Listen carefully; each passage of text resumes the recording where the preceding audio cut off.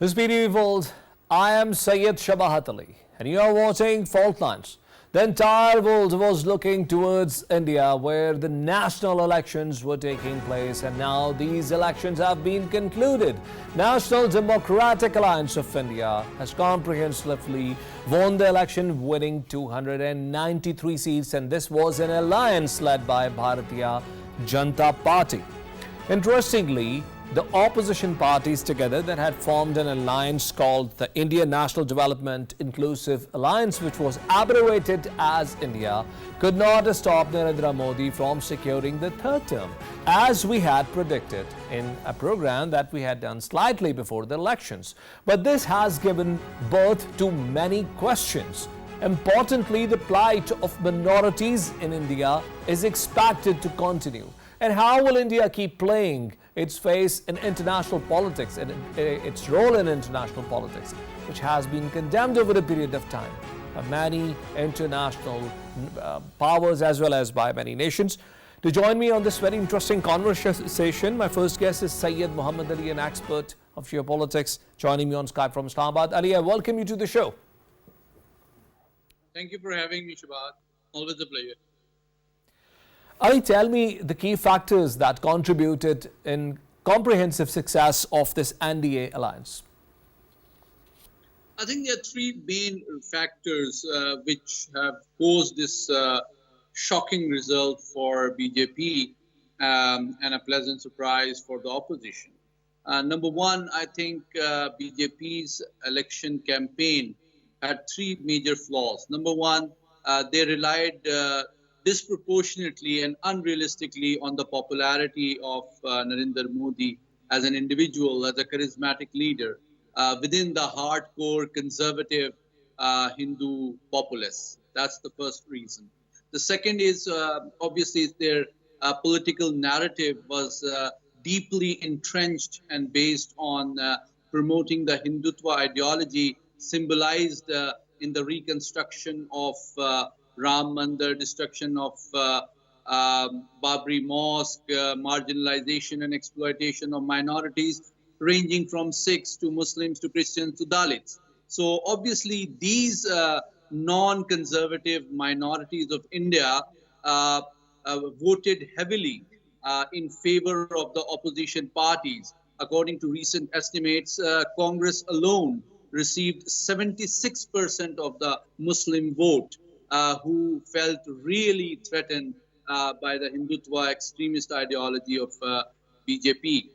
That is the second reason. The third reason is economic, because inflation and employment are two challenges in which, despite promises, BJP failed to deliver. So if you add these three reasons, that explains why not only BJP fell far short of its promises, but also converted its hatred and negligence and bad governance into a political opportunity for its opponents, particularly the Congress party. How do you see this from Congress' point of view? Because despite securing 76% vote from a new vote bank that ideally does not belong to Congress, they have not been able to stop Narendra Modi, who has comprehensively secured term again. You see the numbers they required were 272 and they have 293. I think this reflects that the 24-year-long romance of BJP towards the revival of Hindutva and converting Bharat into Hindustan, a Hindu ideological state, has peaked. And these results reflect that there's a course correction going on, and the multi-ethnic, multi-religious society of Hindustan is sort of fighting back from being a hostage of the BJP extremist politics.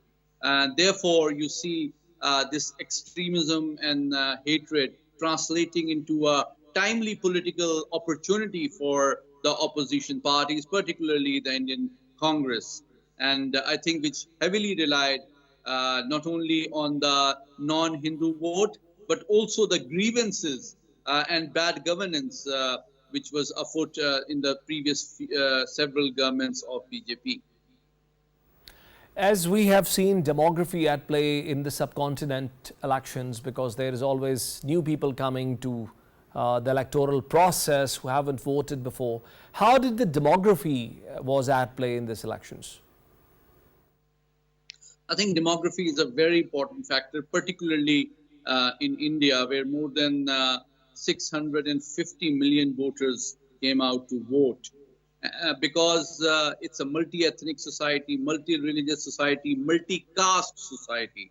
So the political narrative and strategy of BJP to heavily and mainly rely on the conservative, ultra-nationalist Hindu polity was a flawed political strategy, because this reflects that although the hardcore Hindutva followers of BJP are still staunch followers of Mr. Modi, but that does not command respect and support from the other lower caste Hindus like Dalits, from the minorities, a very large minority of Muslims, Christians, and Sikhs, which came out heavily, not just to reject BJP, but also to express their support and hope in alternative emerging, but somewhat dormant political forces like Indian Congress. Ali, while responding to my first question, you mentioned 3 points, and your third point was the economy that has not delivered as per the expectations of the people. You counted this to be one of the reasons why BJP could not fetch a stream of crossing the 400s benchmark. But tell me how this happens, because India is one of the thriving economies in the region and nonetheless has done a commendable job as an economy. If we take, the performance on count of the economic parameters, it's done a good job, isn't it? I think that's a very important question, Shabahat. Beneath the veneer of rising, shining, thriving India is the huge and widening and deepening gulf between the haves and the have-nots, because of the inequalities and the marginalization and the unequal opportunities and benefits of economic rise being shared between the ultra-rich, billionaire rich elite and the hundreds of millions of Indians who continue to survive on a daily basis below the poverty line.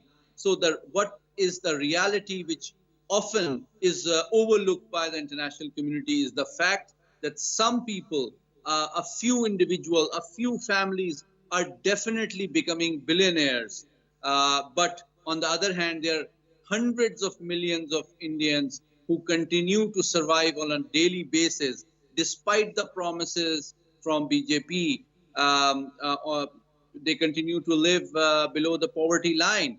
And these benefits of economic rise of India are not going to their homes and their lives. So that is the cause which was evident in the results of these elections, that these hundreds of millions of disenfranchised, poor, and angry voters who were let down by the hollow promises of BJP came out and voted for alternative political forces. Ali, while mentioning that 76% of Muslims have voted, and you also mentioned without numbers that other minorities also voted for Congress, do you think this to be only a discredit of BJP's the way they have dealt with them? Or do you also give due credit to Congress? Did they try to capitalize on the sentiment of these marginalized communities? I think there are three reasons, Shabahat.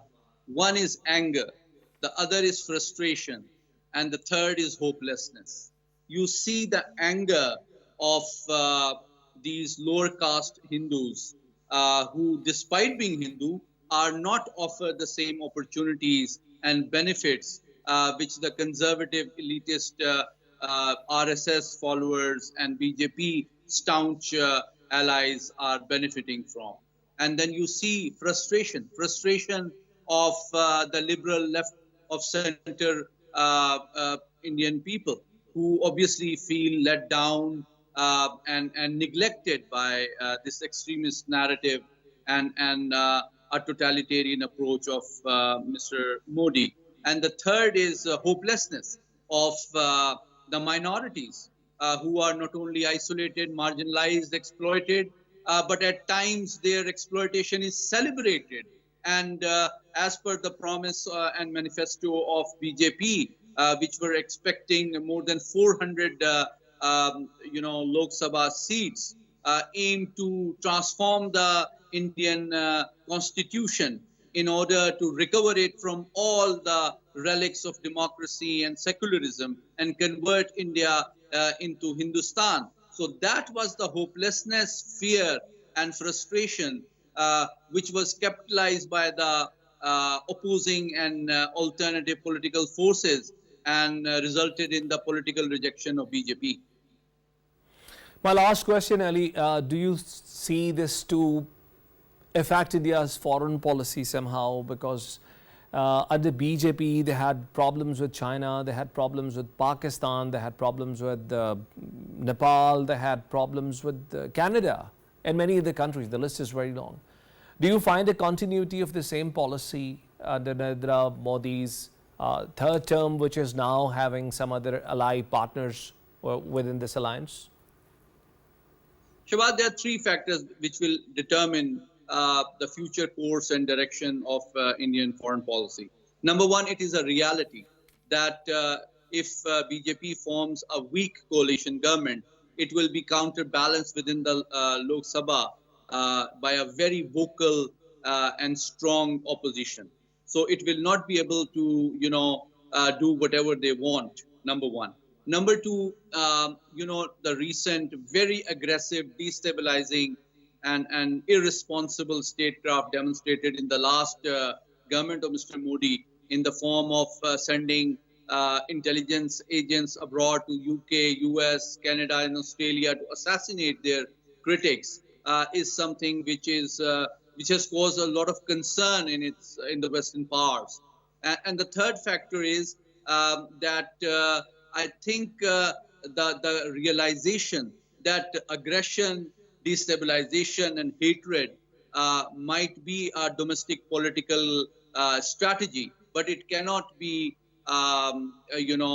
something which is useful for Indian foreign policy. And it has costed Indian soft power and international image badly. So I think a combination of soul searching, a combination of international concern, and a combination of very vocal and critical and strong opposition in Lok Sabha will hopefully prevent and restrain BJP from implementing and carrying out the same aggressive, destabilizing foreign and defense policy which was witnessed in the last government.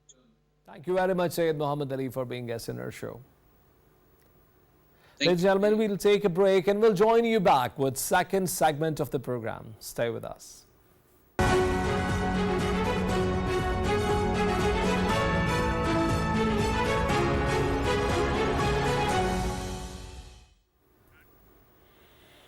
Welcome back. Ladies and gentlemen, as we know that Pakistan and China are friends for thousands of years. It's before the birth of both the nations as we know them today.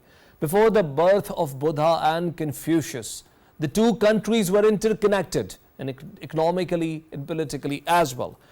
But as the time has passed, Pakistan's diplomatic relation with China has only thrived further.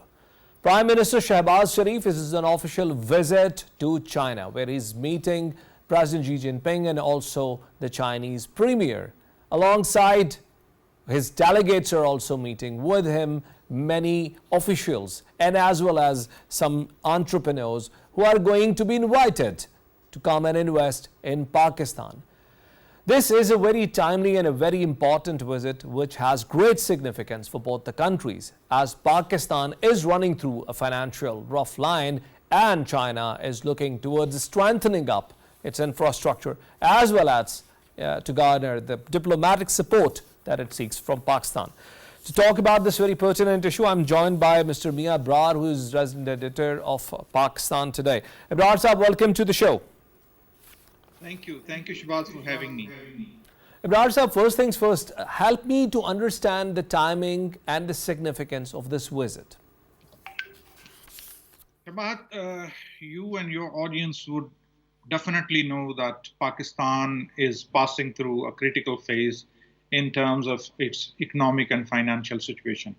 We have been in talks with the IMF, we have been in talks with the Chinese government, with Saudi Arabian government, with UAE government, and other Gulf states to help bring more and more investment in Pakistan.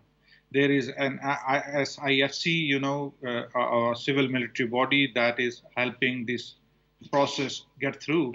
And in under the same background, we have to see the China trip of Prime Minister Shahbaz Sharif.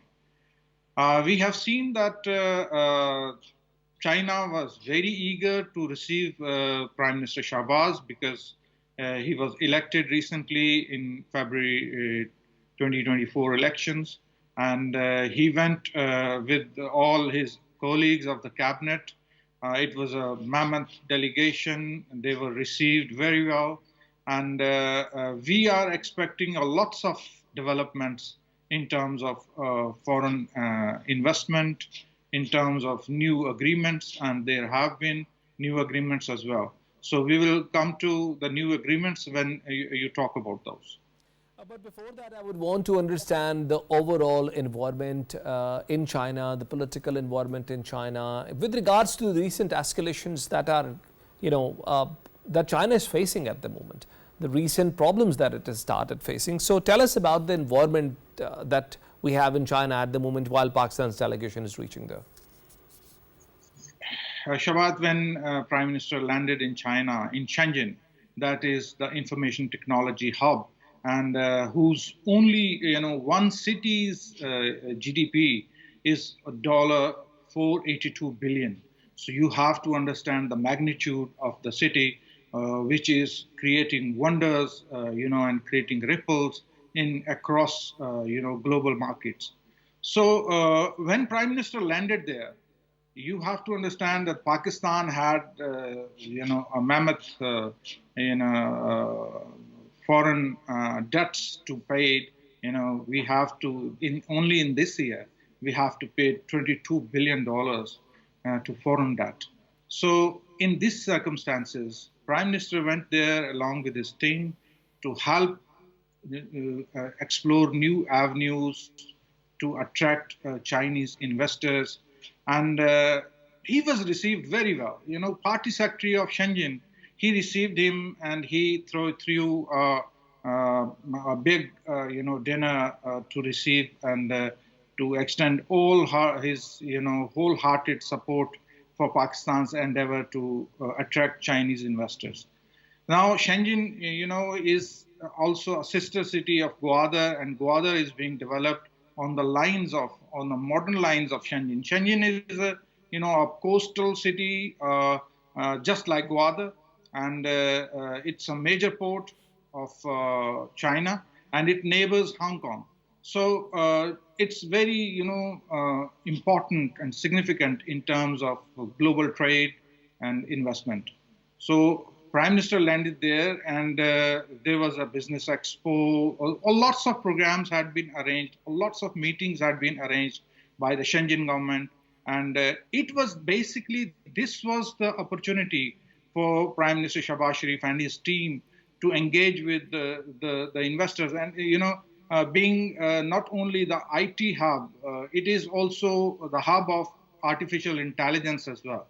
So Pakistanis interacted with their Chinese counterparts, with various B2B, initiatives were discussed, and Pakistani ministers, Pakistan's IT minister was also accompanying the Prime Minister, and Prime Minister had extensive one-on-one and delegation level meetings, and he attracted and he tried to attract more and more Chinese investors. He discussed with them the opportunities, the ample opportunities in Pakistan for Chinese investors, but also he tried to allay all the fears and the concerns of Chinese investors about the security environment in Pakistan. He assured them that all possible facilities would be at the disposal of the Chinese investors, and they would be well protected in Pakistan. And not only their investments would be well protected in Pakistan.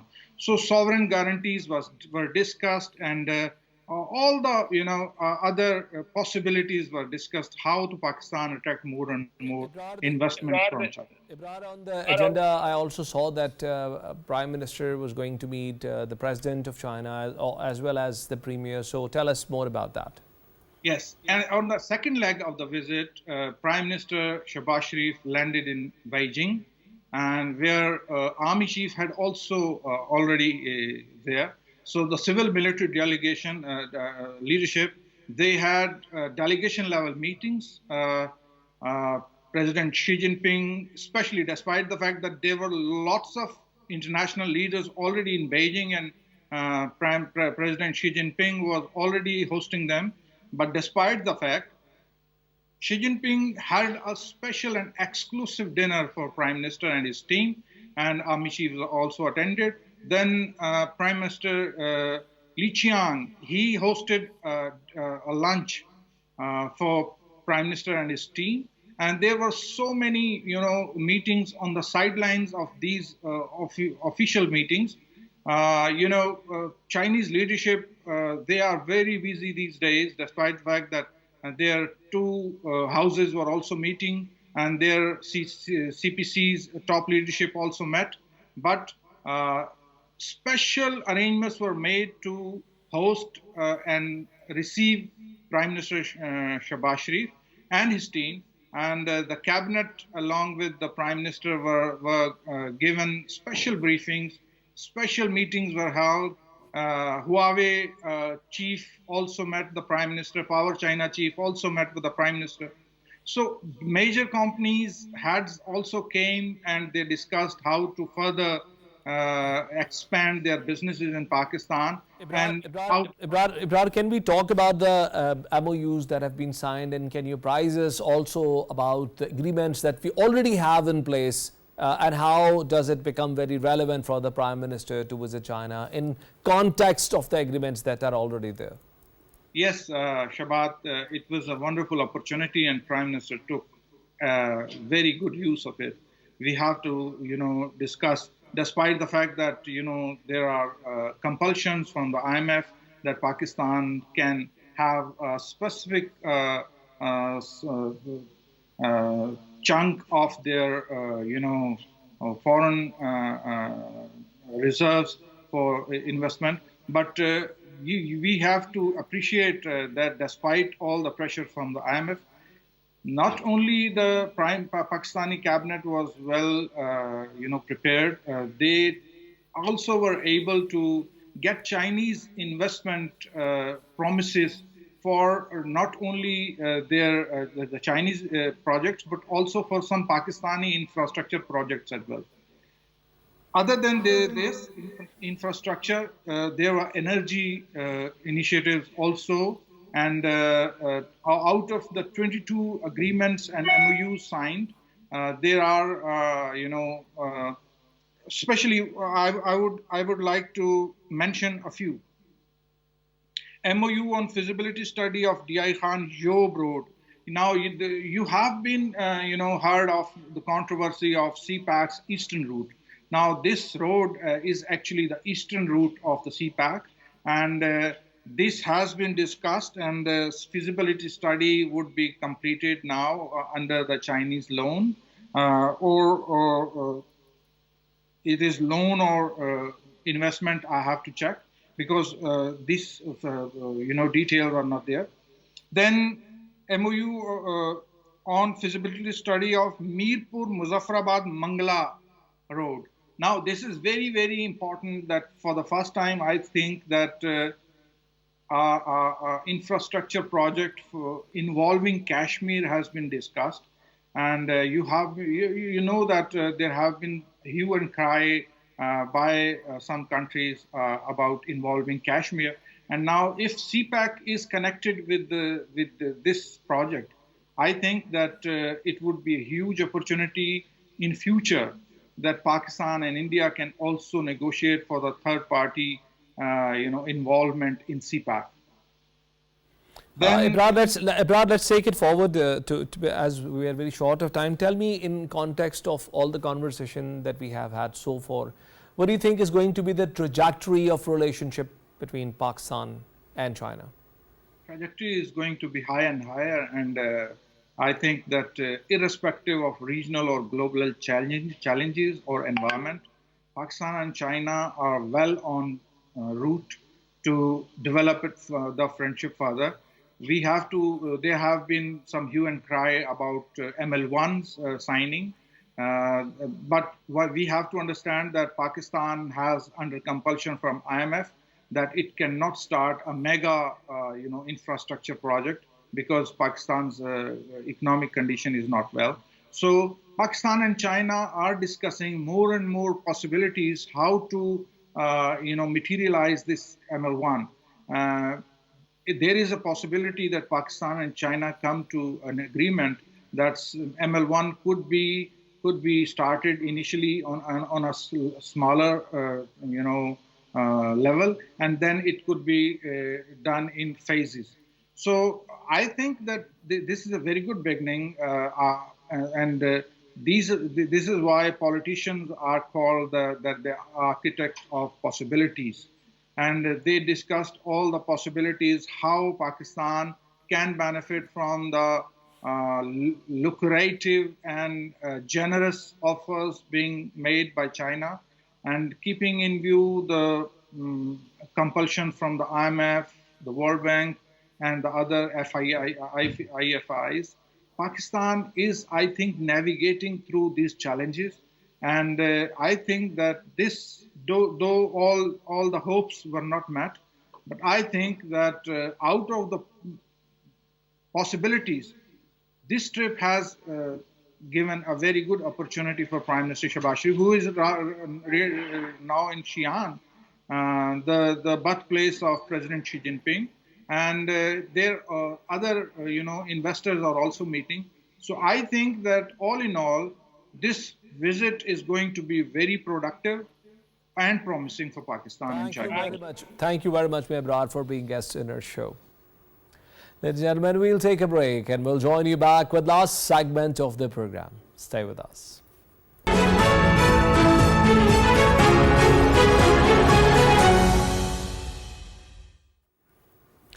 Welcome back, ladies and gentlemen. As Pakistan is reaching near the time of announcing its financial budget for year 24 and 25, there are many concerns and many problems that are faced not only by the treasury branches but also by the people who become a very important stakeholder in the process of taxation. With regards to tax, 55% of the net tax collection is through indirect taxes, and these indirect taxes have a major problem. The problem is that they hit rich and poor alike.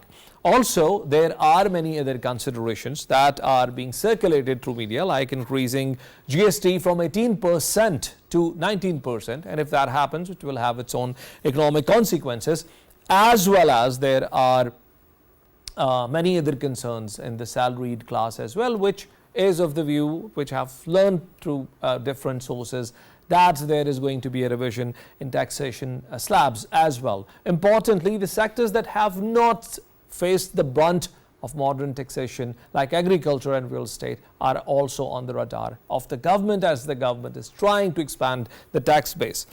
To talk about this very pertinent subject, Mr. Ali Salman, is a professional economist, is joining me on Skype. Salman Sahab, I welcome you to the show. Thank you so much for the invitation, Shabahat. Sir, help me to understand the economic environment, the economic situation that Pakistan is facing at the moment. Well, I think for last, I would say one year, Pakistan, in terms of the macroeconomic situation, at least in some indicators, we have shown improvement when it comes to the exchange rate stability, And coming down of the headline inflation rate, it has broken from 37%, it is close to 12%.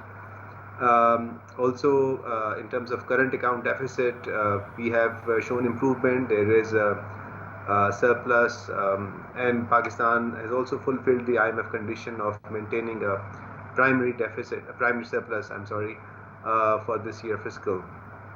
So in these grounds, Pakistan seems to be doing well. However, in terms of the job creation, in terms of growth, in terms of poverty reduction, unfortunately, the indications are not so good. And therefore, we would need to do a lot more when we go forward, especially after the budget. Now, although a lot of expectations are being made from the budget itself, but I have to say that budget should be just viewed as a financial statement of the government. It's how the state is managing its own finances, and it will not have a impact on the economic direction as a whole. And the government needs to anchor its expectations of growth through economic planning, through reforms, through restructuring, through privatization, and all these challenges that we have been talking about for a long time, but we have not seen much progress and implementation on the ground. So I think going forward, we need growth. We need the private sector to create more jobs. We need a government which is ready to reduce its expenditure and especially close down the inefficient SOEs, and only then we can hope for more competition and more opportunities for the people of the country. Ali, Salman Sahib, what will be the challenges for those who are going to make this budget? What do you think are their major challenges at the moment? I mean, talking about the gaps that we have between our income and our expenditures. Well, first of all, I think there are two types of challenges. One is that obviously this is a political government, and although Pakistan People's Party and PMLN are not part of the cabinet in the same way as it was expected earlier, so it's only PMLN, but since they are in alliance, there would be expectation of accommodation of different kind of demands. So I think meeting those political agreements within the government would be a challenge. For instance, we have seen already that while PMNL leadership has been talking more aggressively about privatization, the People's Party leadership has on record against the privatization of PIA and other SOEs. And since this is a major part of the economic program, I think these political differences have to be resolved. The second challenge would be that when we talk about the sustaining of finances, we will not need to talk about reduction of the fiscal deficit, which has gone too high in last few years, hovering around 8%. The immediate challenge would be for the government to bring down the fiscal deficit without raising the taxes too much. For instance, what kind of government departments? The Prime Minister recently said that we do not want one particular department, PWD, to be functioning. Now, we have not seen any kind of research and analysis which has gone into it. What are the costs and benefits of such decision? But on the face of it, it seems that there is some recognition of inefficiencies in departments. So that's a major addition, challenge. And I would add a third challenge, and the third challenge would be the federation, right? Because we are, of course, a federation, and a major chunk of the revenue which the federal government collects, 57% of that revenue goes to the provinces. We do, although there is some degree of harmony in the political sense, but that is that's not complete. And we have seen how, for instance, KP government has taken a lead in the budget presentation and all that, there will be some disputes coming up in this year, which needs to be resolved. So these are the economic, political, and financial elements of the challenges which this government is Salman facing. Sahab, you did not mention debt servicing, which perhaps is one major reason why the economy is under such an immense stress and why we are looking towards further increasing indirect taxes. So you see, you're right. So debt servicing is the result. I'm sorry, of the public spending. So if we continue to spend on inefficient SOEs or departments or services, and we are not ready to rationalize those expenditures, then we will need more debt for the future. Also, uh, PSDP, Public Sector Development Program. I think there is, a major need of looking at at the whole structure of how PSDP is being managed. A lot of commentators, including myself, have actually argued that we need to cut down or freeze PSDP for a couple of years because there's a huge backlog of the project. So while you're absolutely right that the public debt management will be a major challenge, but then I'm addressing the root cause of the public debt management, which is coming, from the public spending itself. Absolutely agreed. So tell us about this tax net widening efforts being made. I'm sorry by the government, and if you are in agreement with the policymakers, the way they are trying to address this very challenging issue. It is a chronic issue. We always talk about that Pakistan has not been able to increase the tax base, and that brings down the burden to existing taxpayers. Now, what this government has done, like previous government, they have introduced a sort of an incentive scheme which they called Taj-e-Dost scheme, and introduced a very low level of the tax to attract the retailers, which are bulk of them are out of the tax structure, to become tax compliant. And unfortunately, so far we have not seen a huge adoption of that scheme. Last numbers out of 3 million retailers, which were which should have been in the tax net, especially in the GST, about 20,000 have been registered.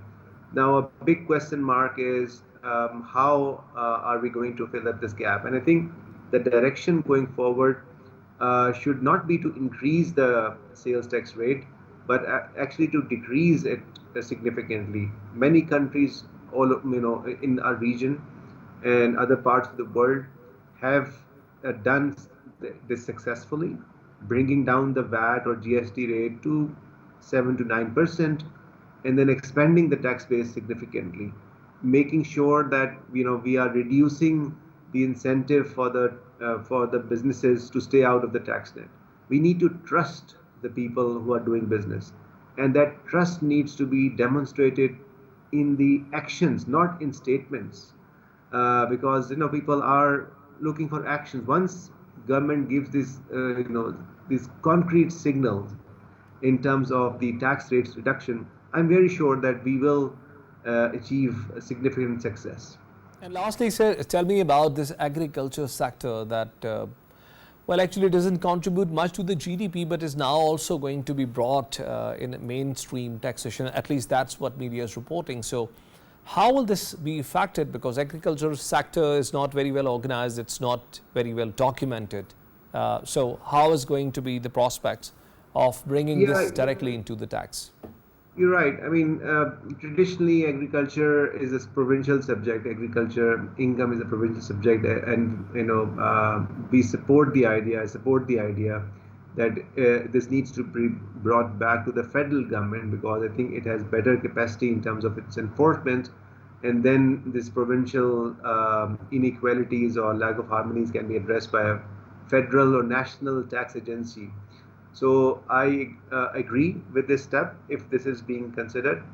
I'm not sure about how much hope we should pin with the revenue collection from the agriculture, although it is 20% of the economy, but 90% of it is a very small scale farmer, and therefore only 10% of the rural economy or agriculture economy would be actually maybe able to yield some level of taxation. There are various Thank you very much, estimates. sir. We are running out of time. Thank you very much, Ali Salman, for being a guest in our show. Ladies and gentlemen, this was my last guest in the show who was telling us the challenges that are going to be faced by the economic managers who are going to decide the budget 24-25. Nonetheless, these are testing times for not only the economy but also for the economic managers. Let's see how do they come up with the expectations of the public. We'll join you next week with another program. And until then, Allah Hafiz.